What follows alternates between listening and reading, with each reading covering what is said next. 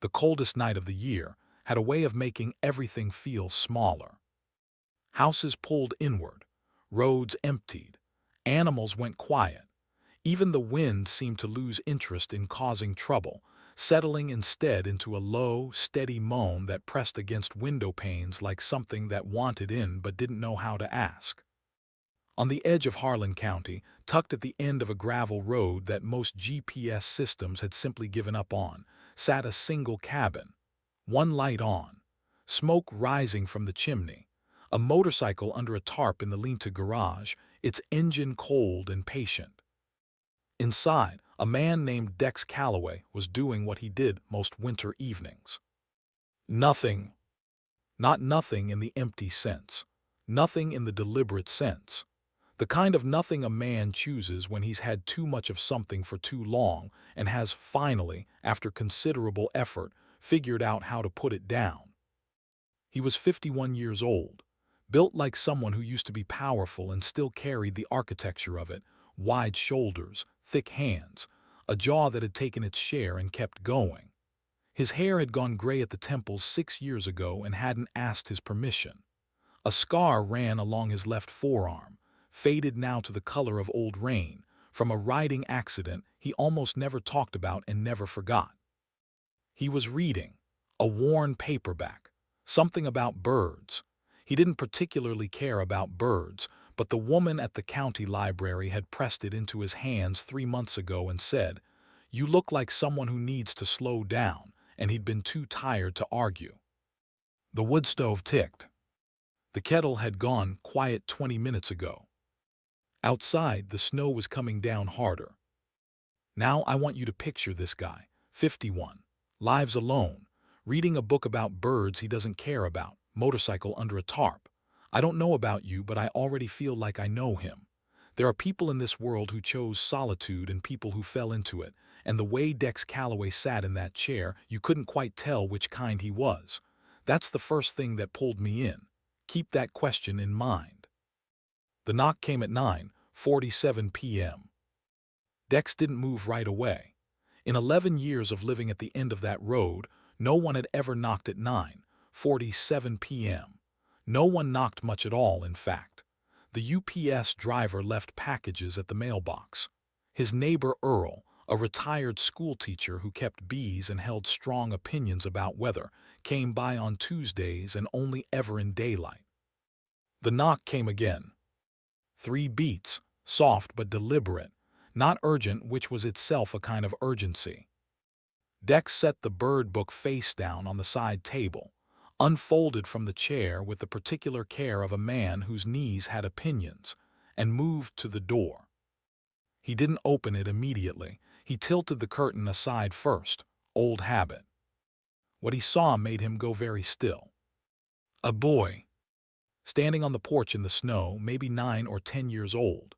No coat, no shoes, a thin gray long-sleeve shirt, dark at the collar from melted snow, jeans that were too big for him, rolled at the cuffs, his arms wrapped around himself. Eyes cast down, then up, meeting Dex's through the window with an expression that wasn't quite fear and wasn't quite calm, and was something in between that Dex didn't have a word for. Dex opened the door. The cold came in immediately, eager. The boy looked up at him. His lips were pale. His feet, bare on the porch boards, had gone a color that made Dex's chest tighten. The boy said, "Please, it's so cold." 5 words, that's all it took. 5 words to change everything that happened next. But here's the thing, when Dex opened that door, he didn't just see a cold kid. He noticed things. That's the difference between someone who's lived a careful life and someone who hasn't. He noticed things before the boy even finished speaking, and what he noticed didn't add up. Dex stepped back and the boy came inside. He moved slowly, like someone conserving energy they weren't sure they had more of. The cabin's warmth hit him, and for a moment his whole body seemed to shudder, not a shiver, but a release, like a held breath finally let go. Dex closed the door, turned the deadbolt, a reflex. He pulled the blanket from the back of the couch and held it out. The boy took it and wrapped it around himself without a word, Moving toward the wood stove the way people move toward something they can't quite believe is real yet. Dex watched him. He noticed the key. It was small and old, strung on a piece of leather cord around the boy's neck.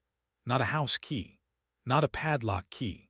Something older, the kind with a round bow and long barrel that belonged to something that no longer got made. The cord had been tied and retied, a knot of knots, as though whoever secured it wanted to make absolutely certain it stayed.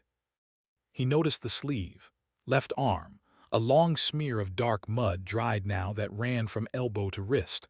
Only the left sleeve, the right was clean. He noticed the boy's eyes, dark brown, moving around the cabin in quick, systematic sweeps, not the curious darting of a child exploring a new space, but something more purposeful, more trained. The boy was cataloging exits. Dex had seen that look before. He'd worn it himself once. "What's your name?" Dex asked. The boy glanced at him, a pause that lasted one beat too long. "Caleb," he said. "Caleb what?" Another pause. "Just Caleb is fine." Just Caleb is fine, a 10-year-old, barefoot in a snowstorm, telling a stranger his last name is classified information. I need you to notice that Dex didn't push. He filed it. That's a particular kind of patience, not the kind you're born with. The kind you develop when you've learned that pushing too fast collapses whatever trust you're building. He'd learned that somewhere. We'll find out where. Dex went to the kitchen. He put water on for cocoa, not because he kept cocoa, but because he kept instant hot chocolate packets from a Christmas gift basket Earl had brought 2 years ago, never opened, still sitting on the top shelf. He found them. He made 2 cups. He brought them to the living room. Caleb was standing in front of the wood stove, blanket around his shoulders, examining a photograph on the mantel. He didn't pull his hand back when Dex entered. He kept looking. "Who's that?" Caleb asked. The photograph was old. A woman with dark hair standing in front of a lake, smiling. The photo's edges had gone soft with age. "Someone I used to know," Dex said. He handed Caleb the cocoa. Caleb took it with both hands and held it like a living thing. "She looks nice," Caleb said. She was. Dex sat in his chair. Caleb remained standing. A silence fell that was neither comfortable nor uncomfortable, just present, like a third person in the room waiting to be introduced. "Where did you come from?" Dex asked. "Tonight." Caleb looked at the fire. "Through the woods," he said, "from the east side." The east side. Dex ran the geography in his mind. The east side of these woods met the old Pemberton property, 40 acres of land that had sat empty for nearly 8 years, since Raymond Pemberton had died without a will, and the county had been fighting about it ever since. There was nothing there. No structure within 2 miles that Dex knew of. "How far did you walk?" "A while." "In the snow?" "Yes." "Without shoes?"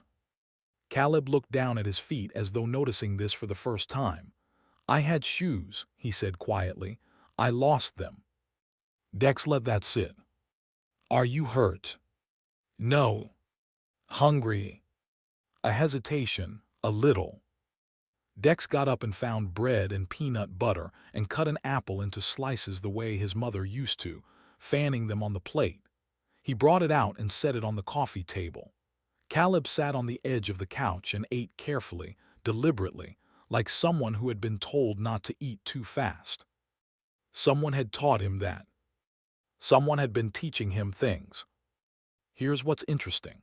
The boy isn't feral. He isn't traumatized in the chaotic way, he's traumatized in the organized way. He's been coached. He's been prepared. For what, we don't know yet. But somebody in this kid's life had been very intentional about how he moves through dangerous situations. That apple, sliced and fanned on the plate, Dex noticed Caleb's eyes go to it and then go somewhere else for a second, like he was calculating something. You can't teach a kid to calculate like that unless the stakes in his life have been very, very real. "Do you want me to call someone?" Dex asked. Caleb stopped chewing. His eyes came up, and for the first time Dex saw the fear. Not the ambient fear of cold and exposure, but a specific, directed fear. A targeted fear. "No," Caleb said. "Your parents. Please don't call anyone." The words were even, controlled, but underneath them was something taut and trembling. Like a wire stretched past its safe limit. "Please, not tonight." Dex held the boy's gaze. "Okay," he said, "not tonight." Caleb exhaled. He looked back at the fire. His right hand came up and closed around the key on his neck, holding it the way another child might hold a security blanket, not to use it, just to confirm it was still there. Dex watched the key. He thought about what kind of lock a key that old might open. He thought about what was on the east side of these woods. He thought about the mud on only one sleeve, and about the way Caleb had checked the exits, and about the word please, how it had been said with the precision of someone who had practiced asking for help from strangers and practiced exactly how much to reveal. Outside, the snow kept falling. The wind pressed against the window. Dex Calloway had been living quietly for 11 years specifically, to avoid moments like this. He'd done a poor job of it. By 10:30, Caleb was asleep on the couch, wrapped in 2 blankets, the key still in his closed fist. Dex sat at the kitchen table with a cup of coffee going cold beside him, and did what he hadn't done in a long time. He thought systematically. A boy 9 or 10, arrived from the east through the woods barefoot without a coat in a storm, refuses to give a last name, refuses any phone calls, carries an old key on his person at all times, has a single streak of mud on his left arm consistent with someone who fell, caught themselves on the left side and then kept moving, has been trained or coached or prepared in some way that isn't accidental. Dex turned these facts over the way you'd turn stones. Before he'd come to this cabin, before the 11 years of birds and cold mornings and Earl's Tuesday visits, Dex Calloway had been a different kind of man in a different kind of life. He'd spent 14 years as a county investigator for the state attorney's office, working rural fraud cases, estate disputes, missing persons, things that fell between the jurisdictions of bigger agencies and stayed unsolved by smaller ones. He'd been good at it, quietly good, the kind of good that doesn't make newspapers. And then one case had gone badly wrong, and he'd come here, and he'd put all of it down. Or thought he had. He stood, put on his heavy coat and his boots, went out onto the porch. The snow was easing, 2 inches on the ground, maybe 2.5. In the beam of his porch light he could see the boy's footprints coming up from the tree line, small and close set, the stride of someone exhausted, the pressure distribution shallow, walking on the edges, not the centers, feet already numb. He followed the line of them back to the tree line with his eyes. Then he went inside, found his flashlight and walked into the woods. A 51-year-old man alone in the middle of the night, walking into dark woods in a snowstorm to follow a child's footprints. I know what you're thinking. I thought it too. But here's the thing, Dex didn't do it out of recklessness. He did it out of the specific dread of someone who already suspects the answer is worse than the question. He'd been an investigator for 14 years. He knew that the longer you wait to look, the colder the trail gets. Literally in this case. The woods were quiet in the particular way that snow creates. Not silence exactly, but a muffled, padded version of the world where every sound arrived late and soft. Dex followed the footprints. They were clear for the first 100 yards, small, spaced, consistent. Then they crossed a dry creek bed and became harder to read in the disturbed ground. He paused, cast the light in an arc. He picked them up again on the other side, heading northeast. After another quarter-mile, the trees thinned at the edge of the Pemberton property. Dex knew this land, knew it better than anyone had reason to, because 11 years ago, before he'd retreated to the cabin, the Pemberton property had been at the center of a case he'd worked. A fraud case, a land deal, or what had looked like a land deal until it didn't look like that anymore. He stopped. There was a structure he hadn't known about. Set back among the trees at the northeast corner of the property, invisible from the road, invisible from the county surveyor's maps, invisible from everything because it had been built low and narrow, half into a hillside, with a corrugated metal roof that was almost entirely covered now by soil and dead vegetation. A root cellar, you might call it if you were being generous.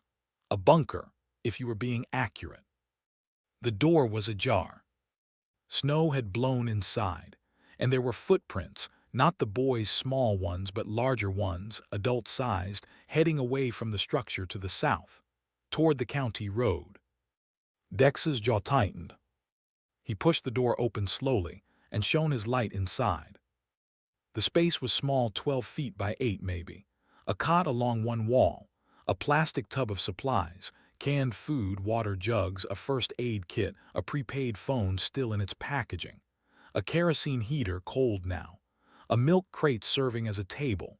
On it, a folded piece of paper, a photograph face down, and a single boot, child-sized right foot. He understood now why Caleb had lost only one shoe. He hadn't lost it. He'd left it. He'd left it because he'd left in a hurry, and someone else had been here, and they'd gone south toward the road. Dex took the folded paper, took the photograph, left everything else exactly as he found it, walked back through the snow to his cabin. A hidden structure on land that's been in a legal dispute for 8 years.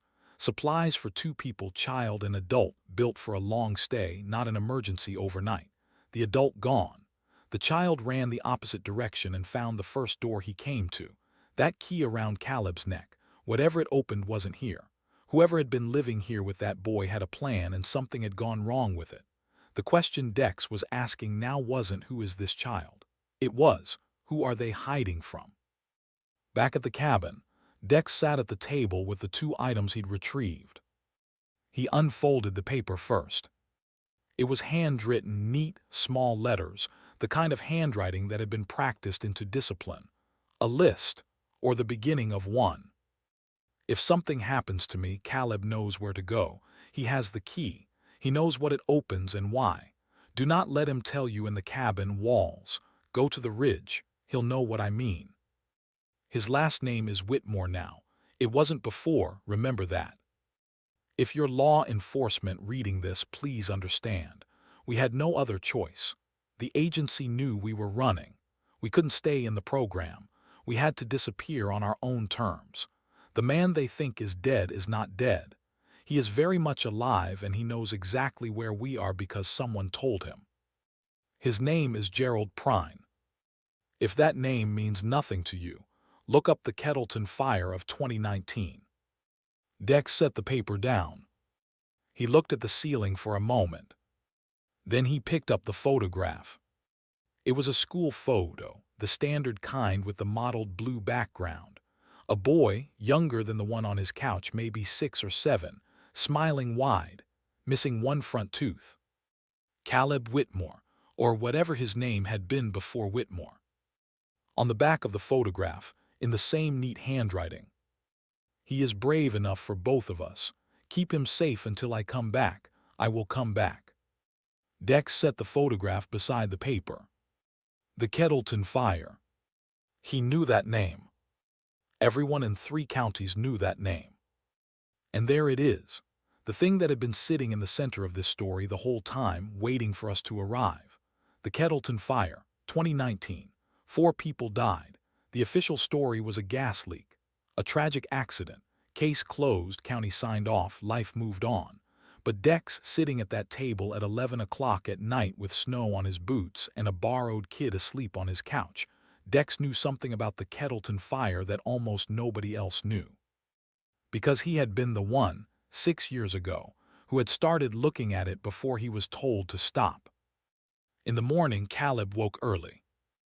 Dex was already up, had been up since 4 a.m., had made a decision around 5:30, and was waiting on the other side of it when the boy came padding into the kitchen in socks Dex had found in a drawer.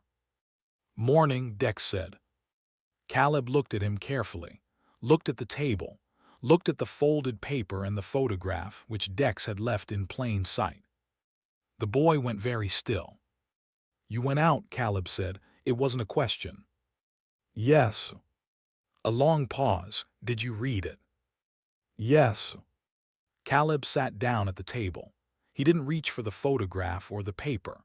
He folded his hands in his lap in a gesture that was so adult, so composed, that Dex felt something move through him that he couldn't quite name.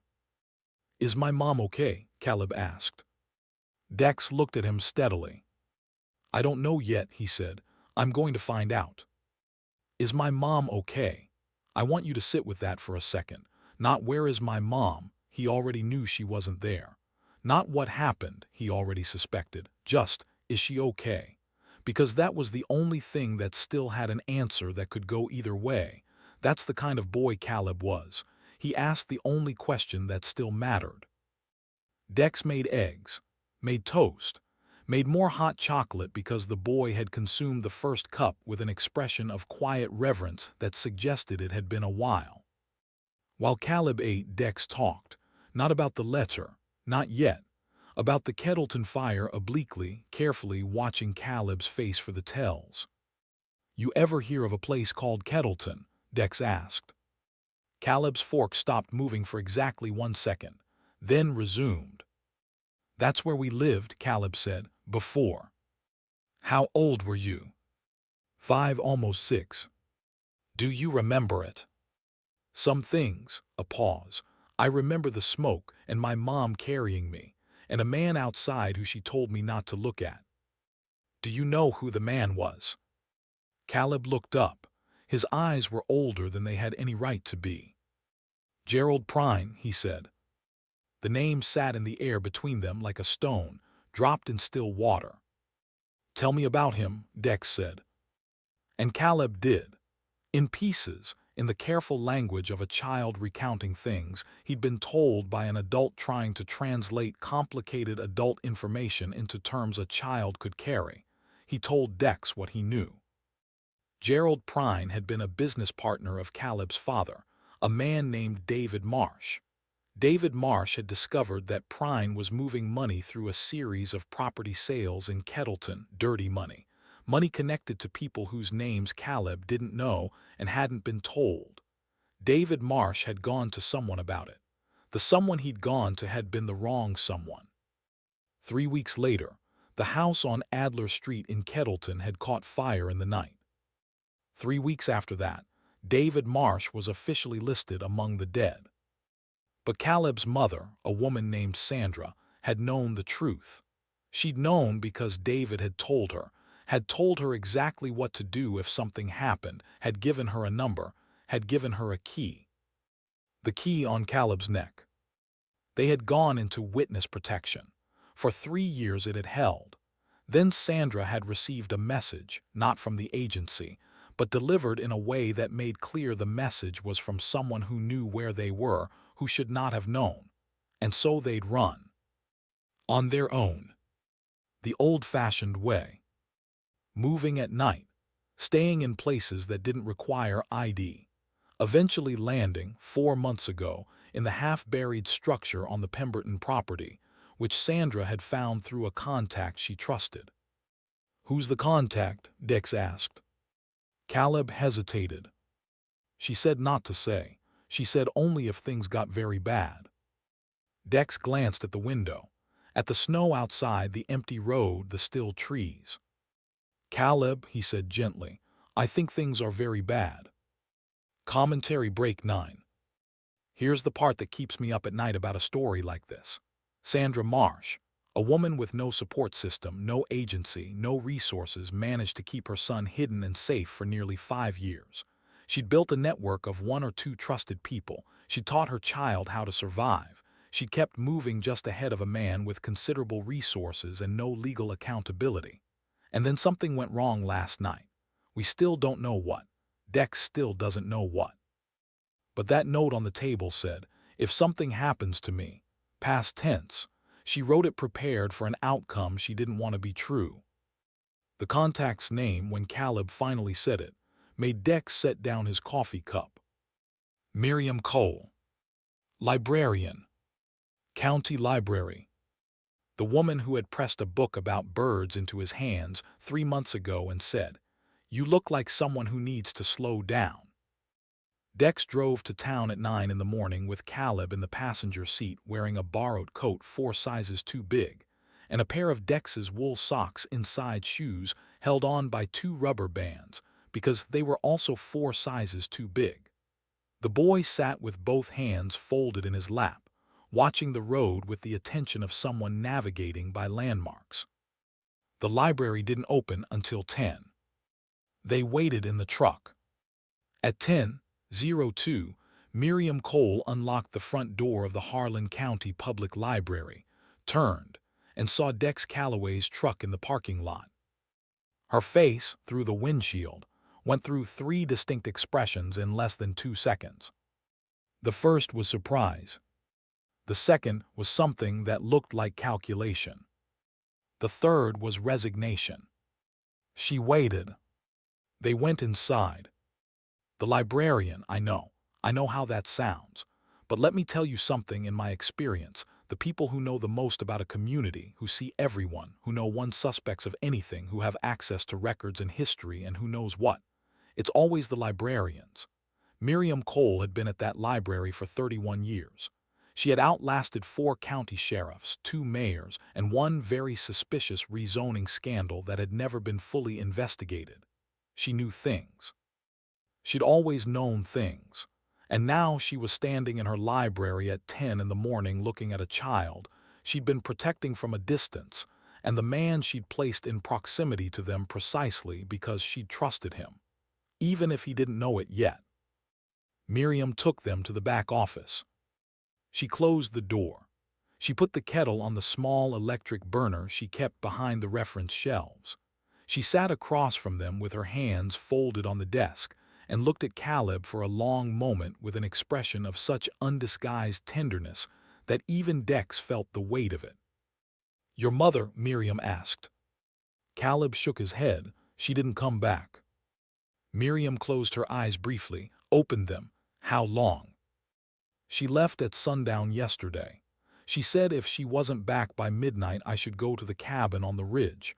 But the cabin on the ridge," he stopped. "Was locked," Dex said. "Yes."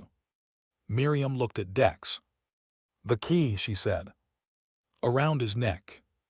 "The cabin on the ridge," Miriam said, "was never meant to be a destination. It was meant to be a decoy. The key doesn't open that cabin." She looked at Caleb. "Did your mother tell you where it does open?" "She said I'd know when I needed to know," Caleb said. "She said the right person would recognize it." Both of them looked at Dex. Dex looked at the key. His chest felt strange. A tightening not painful but present, the feeling of a pattern resolving. "Let me see it," he said. Caleb lifted the cord over his head and laid the key on the desk between them. Dex picked it up. It was an old cabinet key, the round bow, the long barrel, 2 notches at the tip. He turned it over. On the underside of the bow, almost invisible, stamped into the metal in letters so small you'd need to know they were there to find them. DIOLOC7. He knew what that meant. He hadn't thought about what it meant in 11 years. DIO District Investigator's Office. The filing system of the State Attorney's Office. LOC7. Location 7. The secure evidence locker in the Harlan County Annex Building, 3 blocks from where they were sitting. David Marsh, or someone working with David Marsh, had deposited something in the state evidence system before he died, or before he'd officially died. Something that had been sitting in a drawer for 6 years, unclaimed, waiting for someone with the right key and the right knowledge to come and open it. "You were the investigator on the Kettleton case," Miriam said quietly. "I was," Dex said, "until I wasn't. They took you off it. They reassigned me. Budget cuts, they said." "Gerald Prine had people in the AG's office," Miriam said. "He still does, but he doesn't have anyone in the evidence annex. The locker system is physical. It doesn't connect to anything digital. It's one of the last truly analog systems in the county. She allowed herself a thin, deliberate smile. I know because I was on the county records committee that evaluated it. David Marsh, a man who allegedly died in a fire 5 years ago, had deposited evidence in a state locker that no one knew about, using a key that ended up around his son's neck, in the hands of a librarian network protection scheme, eventually landing on the desk of the one investigator who had been closest to the case before being removed from it. That is not an accident. That is a plan. A long, careful, painful, unbelievably patient plan. David Marsh had not been running from Gerald Prine. He had been setting a trap. He just hadn't been able to stay alive long enough to spring it himself. They went to the annex at 11. Dex still had his county ID from his investigator days, technically expired. But the annex clerk, a man named Horace who had worked there since 1987 and treated change as a personal affront, accepted it without comment because he recognized Dex's face, and because Horace considered the computer-based credentialing system to be an insult to paper-based civilization, and had not updated his protocols regardless of what the county IT department sent him. The secure locker room was in the basement. The lockers were old steel, gray paint, numbers stenciled in black. LOC 7 was in the second row. Dex put the key in, turned it. The lock gave with a sound like something exhaling. Inside, a sealed evidence bag. Inside the bag, a USB drive and a handwritten ledger, pages dense with numbers, names, dates, property transaction codes. A second sealed bag containing what appeared to be printed wire transfer records, timestamps spanning 14 months. A final item, a single sheet of paper with 7 names on it, each followed by a title. 3 of the names belonged to people in the state attorney's office. 1 belonged to a county judge. 1 belonged to Gerald Prine. 1 belonged to a man who was currently running for state senate. The last name, the one at the bottom, underlined twice, was the sheriff of Harlan County. There are moments in a story when everything you thought you understood reorganizes itself completely. This was one of those moments. The reason the Kettleton case had been reassigned wasn't budget cuts. The reason Dex had been quietly pushed out of his job 11 years ago wasn't performance. The reason Sandra Marsh and her son had been running even inside witness protection was because the man they were hiding from had people in the program itself. This went all the way to the top of what top meant in Harlan County, and Dex was standing in a basement holding the evidence, alone, with a librarian and a 10-year-old, deciding what to do next. They did not go to the sheriff. Dex made 3 phone calls from Miriam's office, on a landline with the door closed. The first was to a woman named Agent Patricia Voss at the FBI field office in Lexington, who had been Dex's contact on 2 interagency cases a decade earlier, and who answered her direct line on the 3rd ring and listened to 4 sentences before saying, "Don't move. I'm coming to you." The second was to the county hospital inquiring about admissions in the last 12 hours. He used a name, Sandra Marsh, then Sandra Whitmore. Nothing. He tried the description, woman, mid-30s, dark hair. A pause on the line. "We had a Jane Doe brought in last night," the admissions clerk said, carefully. "Car accident on County Road 7. She's in stable condition." Dex's hand tightened on the phone. "Is she conscious?" "She was earlier this morning." He looked at Caleb through the glass door of the office. Caleb was sitting in a library chair, the 2 big coats still on, reading a picture book about deep-sea fish with the focused attention of a child trying very hard not to think about something. "Tell her," Dex stopped, recalibrated, "tell her Caleb is safe." He heard the clerk repeat this quietly to someone on the other end. He heard a sound. He wasn't certain, but he thought it might have been a woman crying. The 3rd call was to Earl, his Tuesday neighbor with the bees and the weather opinions. "Earl," Dex said, I need you to sit in front of my cabin with your truck today and not let anyone up the road." A pause. "Is this serious?" Earl said. "Moderately. Do I need the shotgun or the casual presence?" "Casual presence to start. Upgrade as necessary." "Roger that," said Earl, with the enthusiasm of a man who had been waiting for an interesting Tuesday for some years. Earl showing up for his friend. No questions, no hesitation. Just, do I need the shotgun? That's a particular kind of loyalty, the kind that doesn't require context, just trust. I want to come back to that because in a story about betrayal and hidden agendas and people selling out their neighbors for land deals and political ambitions, Earl was the cleanest part of it. Sometimes the most important person in the story is the one standing in a driveway for no reason, except that someone they trust asked them to. Don't forget that. Agent Voss arrived at 3 in the afternoon with 2 colleagues, federal credentials, and a demeanor that suggested she had been waiting for someone to call her about Gerald Prine for a very long time. She spent an hour with the ledger and the USB drive in Miriam's office, speaking in a low, continuous murmur into her phone. She came out looking like someone who had confirmed a suspicion they'd half hoped was wrong. "The wire transfer records alone give us 3 counts of federal money laundering," she said to Dex. "The ledger ties in the property fraud going back 12 years. The names on that sheet," she paused, chose her words. "We've been looking at some of those names for reasons unrelated to Prine. This connects things that have been in separate folders for a long time." "Sandra Marsh," Dex said. "We'll have a protection detail at the hospital within the hour. She'll be moved to a secure facility once she's stable enough." "And Prine?"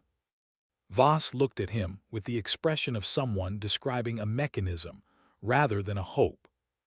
"We have a warrant in process as of 45 minutes ago. Based on what you've given us, given Marsh, we have enough to hold him on federal charges while we build the rest." She paused. "He won't be looking for the boy anymore."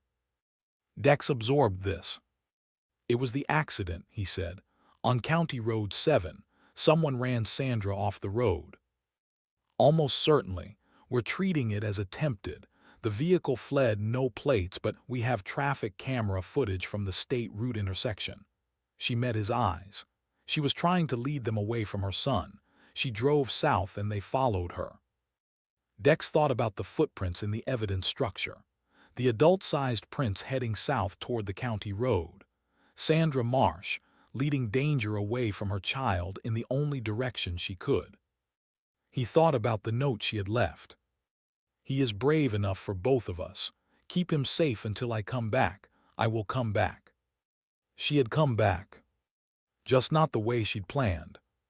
Sandra Marsh was 37 years old. She'd spent 5 years building a life inside an absence, no name, no record, no anchor. She'd homeschooled her son in a root cellar and taught him to read exits and hold a key close and never tell his last name to strangers. She'd built a network out of one librarian and one piece of hardware in a county basement, and a man she'd never met but had researched carefully enough to trust. And when the moment came, when the danger arrived, she'd done exactly what she'd planned to do. She'd drawn it away from her child. That's not heroism as people usually describe it. It's not loud or cinematic. It's a 37-year-old woman alone on a dark road making a left turn on purpose. I don't have a commentary break that's adequate to that. I just wanted to say it. Dex drove Caleb to the hospital at 4:30. He'd told him in the library, carefully, the way you tell a child difficult things directly, without softening it into something unrecognizable. "Your mom was in an accident last night," he'd said. "She's at the hospital. She's going to be okay. She was trying to make sure you were safe." Caleb had taken this in, had looked at the deep-sea fish book for a moment, had set it down carefully on the library table, spine up. "She did what she said she would," he said. "Not to Dex exactly, more to the air between them." "She did," Dex agreed. They walked through the hospital's automatic doors and a nurse met them, and led them down a corridor and turned left and opened a door. Sandra Marsh was sitting up in the hospital bed. Her left arm was in a brace. A bandage crossed her forehead. She looked like someone who had been through something terrible and had come out the other side of it and was very tired and very much alive. She looked at her son. Caleb stood in the doorway for one breath, two. Then he walked across the room, and she pulled him in with her good arm and held him in a way that made everyone who saw it look at the floor or the ceiling or their own hands. Dex stood in the doorway. He turned the old cabinet key over in his fingers. The brass had worn smooth in places from the leather cord. He thought about David Marsh holding this key before his son did. Thought about the plan it had taken to place it here, in this county, in this locker, on this chain. A trail built for a specific person to follow, laid down years before Dex had ever come to live at the end of that gravel road. Or had it? He thought about Miriam, pressing a book about birds into his hands 3 months ago. You look like someone who needs to slow down. He'd taken it as a pleasantry. Now he wasn't sure. He walked back down the corridor and found Miriam near the nurse's station. She'd followed them from the library. Of course she had. And he stood in front of her and said simply, "How long?" Miriam looked at him with the patience of someone who has held a secret long enough that its release is almost a relief. "Since you moved here," she said. "Sandra knew who you were. She'd researched your case history. She knew you'd been pushed off the Kettleton investigation. She chose this county partly because of the locker system and partly," she paused, "partly because of you." "She didn't know me," Dex said. "She knew your work," Miriam said. "She knew the kind of man you were before you came here. She didn't know if you'd still be that man, but she paused. "She hoped, and she asked me to place you close enough that when the moment came, you might still be willing." Dex thought about that. About a woman he'd never met, hiding in the woods half a mile from his cabin, building a hope out of his old case files and a librarian's judgment. "The book about birds," he said. Miriam smiled, just slightly. "I wanted to see how you'd respond to small kindnesses," she said. "Whether you'd kept any softness." She tilted her head. "You kept the book. It was a gift." "Yes," she said, "it was. I've been thinking about this story for days now, about what it asks us to believe. Not about witness protection or county corruption or a federal warrant. Those things are mechanics. What it really asks us to believe is this: that a woman in an impossible situation, hiding from a powerful man with powerful connections, chose hope over efficiency. She could have deposited that evidence and sent a letter to any number of federal offices. She could have trusted the system that had already failed her. Instead, she researched one man, a tired, retired, bird book-reading former investigator at the end of a gravel road, and she chose him. And she was right. That's the thing that stays with me. Not the evidence or the arrest or even the reunion in that hospital room. It's the fact that Sandra Marsh looked at a person she'd never met and decided, that one. I trust that one. We should all be so lucky to be trusted like that before we've earned it and to be given the chance to prove it wasn't misplaced." 6 months later, the charges against Gerald Prine and 4 of the 7 names on David Marsh's list had been filed in federal court. The sitting sheriff of Harlan County had resigned in March, citing health reasons, which was technically true in the sense that a federal investigation is very bad for your health. Sandra Marsh was no longer Sandra Whitmore. She was using her real name again for the first time in 5 years, which she described as terrifying and extraordinary in almost the same breath. Caleb was in school, a real school with a backpack and a lunchbox and a reading group on Tuesdays. He was the best reader in the class. This surprised no one who knew him. He still had the key. Sandra had offered to put it away, to let it be something that had belonged to the hard years and could be set down now. Caleb had considered this seriously. "Can I keep it?" he'd asked. "It's yours," she'd said. He wore it under his shirt on a new cord. Not from fear. he'd explained to Dex, when Dex had visited in the spring and they'd sat on Sandra's new porch and watched the yard and the boy had shown him the cord. "Then why?" Dex had asked. Caleb had thought about this for a moment with the focused gravity of a child, working out the words for something true. "Because it's the thing that found the right door," he said. Dex had looked at him for a moment. He'd wanted to say something wise, something that matched the weight of what the boy had said. Instead he said, "Yeah, it is." Which was, as it turned out, enough. On the drive home, windows down despite the warmth because spring in Harlan County smelled like something returning, Dex passed the county library. Miriam was out front, watering the planters she'd put in the window boxes every April for as long as anyone could remember. He slowed, she looked up. He raised one hand. She raised one hand back. He drove on. The road curved south, then east, then bent back toward his cabin at the end of the gravel that most GPS systems had given up on. The motorcycle was out of the Lenta now, tuned and running, standing in the drive for the first time in 3 winters. He'd taken it out twice in March, once in April. Not far, not fast. Just enough to remember that movement was still available to him. Just enough to remember that stillness is a choice you make, not a sentence you serve. He pulled up to the cabin, got out, went inside. The bird book was still on the side table where he'd left it, face down, the night a barefoot child had knocked on his door. He picked it up. He sat down. He kept reading. That's the story of Caleb, Sandra, Dex, and the key that found the right door.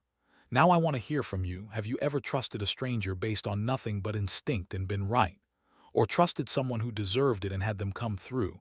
Drop it in the comments. And if this story hit you somewhere real, share it. These are the kinds of stories that don't get told often enough, and the more people who hear them, the better. I'll see you in the next one.